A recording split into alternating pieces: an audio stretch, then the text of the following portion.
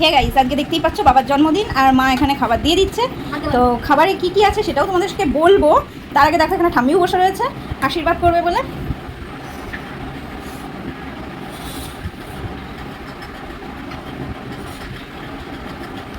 কি করবো, এখানে মিষ্টি বিতরণ চলছে।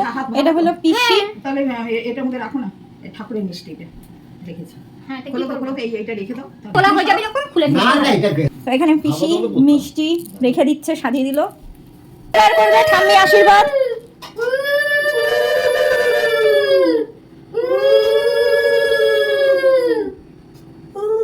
আমি কোনো বাড়ি থাকি না।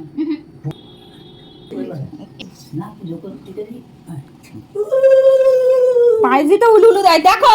আর আমাকে কি বলে, কি ওটার নাম কি, শীতলা মায়ের তুমি খিচুড়ি খাই দিয়েছো জন্মদিনে। পয়সা আমি দিয়েছি একবারই, আজকে বাড়িতে বন্ধুকে রেখে দিস পয়সা। ঠাকুমা দিচ্ছে এবার গিফট, ঠাম্মি দেবে গিফট। জয় গুরু ঠাকুর রক্ষা করো, দয়াল গুরু। তো পেয়ে গেল জন্মদিনের এই একটা বড় সড়ো ব্যাপার, এটাই পেয়ে যায়। এবার দিচ্ছে বড় পিসি, আশীর্বাদ করছে।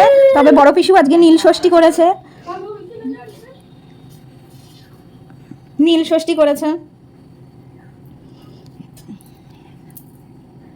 এবার পিসিকে প্রণাম করে নিল। এবার কি করব? তো দেখেছো বার্থডের ফেসিলিটিটা কি, বুঝতে পারছো তোমরা গাইস?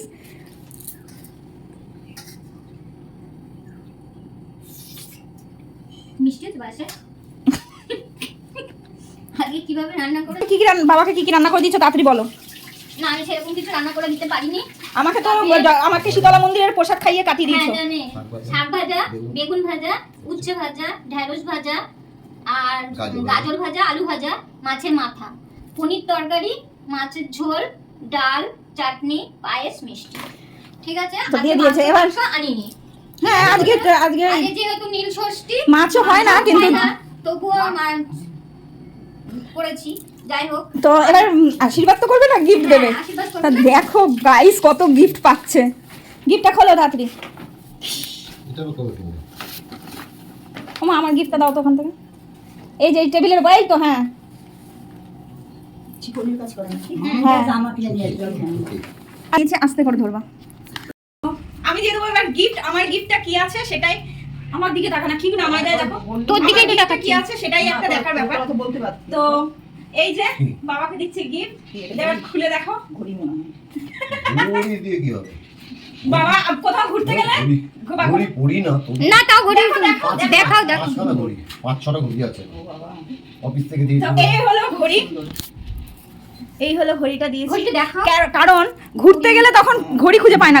না না, ঘুরতে গেলে কিন্তু ঘড়ি খুঁজে পায় না। আর বলছে প্রচুর ঘড়ি দিয়েছিস কেন? ঘড়ি নেই কোনো একদম জায়গায় নেই। যত আমার ব্লগ আছে কোনো ঘড়ি নেই। তো যাই হোক ঘড়িটা দিয়েছি।